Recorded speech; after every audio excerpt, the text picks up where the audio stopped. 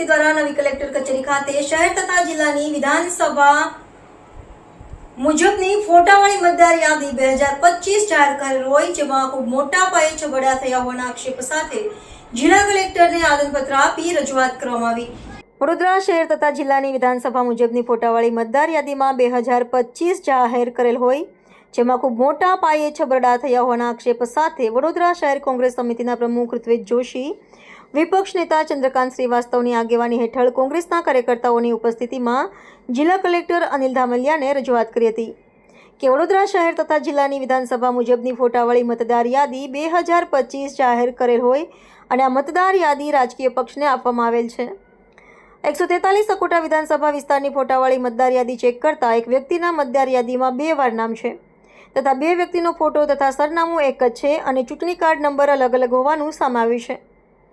વડોદરા શહેર તથા જિલ્લાની કુલ 10 વિધાનસભાની બેઠકોના મત વિસ્તારમાં એનઆરઆઈ મતદારો તથા મૈયત થયેલા મતદારો તથા પ્રધાનમંત્રી મુખ્યમંત્રીઓની યોજના હેઠળના તમામ આવાસોમાં ઘરનું સ્થળાંતરવાળા મતદારો માટે અનુક્રમે મતદારિયા કાઢવા તથા ઉમેરવા એટલે કે ઘરનું સ્થળાંતરવાળા મતદારોના સરનામા મુજબ દાખલ કરવામાં આવે।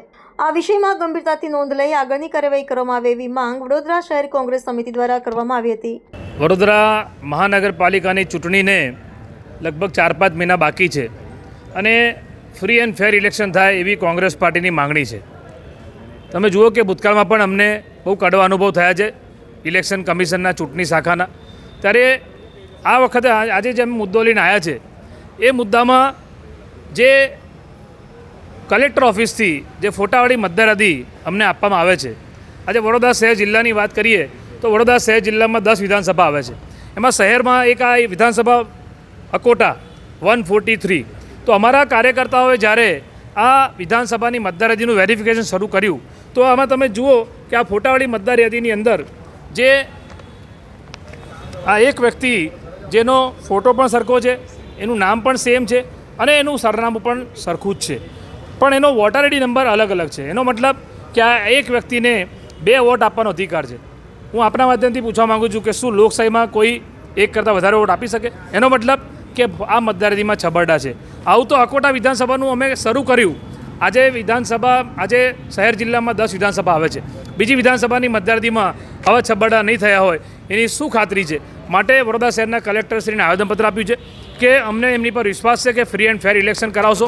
કોર્પોરેશનની ચૂંટણી આવવાની છે, હજુ સુધી અમારી પાસે કોર્પોરેશનની મતદાર યાદી હાથમાં આવી નથી। જે કોર્પોરેશનમાં જે વ્યક્તિ ચૂંટણી શાખાના અધિકારી બેઠા છે એમની જવાબદારી છે કે રાજકીય પક્ષોને મતદાર યાદી પહોંચાડવાની, તો હજી એ મતદાર યાદી પણ અમને પહોંચાડી નથી। તો અમે આ મતદાર યાદી પર તો અમે કામ શરૂ કર્યું અમારા કાર્યકર્તાઓએ, પણ એ વોટર લિસ્ટ પણ અમારે જોવાનું છે, કારણ કે આ મતદાર યાદીમાં બીજા છબરડા એવા છે કે જે લોકોના મૃત્યુ થયેલા છે એવા લોકોના પણ નામ છે, જે લોકો સ્થળાંતર કરી દીધું હોય, એક જગ્યાએથી બીજે રહેવા જતા રહ્યા હોય અથવા ગુજરાત રાજ્યની બહાર જતા રહ્યા હોય એવા લોકોના પણ નામ છે। અને બીજું તમે કહું કે જે ગરીબ લોકો છે, જેને આ કોર્પોરેશનવાળા જેમના મકાનો તોડી કાઢે છે, ઝૂંપડા તોડીને એમને કોઈ આવાસ યોજનામાં મુખ્યમંત્રી આવાસ હોય કે પ્રધાનમંત્રી આવાસ હોય એમાં જે મકાનો આપે છે, તો એક ઉદાહરણ આપું કે ફતેગંજમાં જે કલ્યાણનગરવાળા છે એ લોકોને માણેજામાં મકાન આપી દીધા, તો એ લોકોને વોટિંગ કંઈ કરવાનું?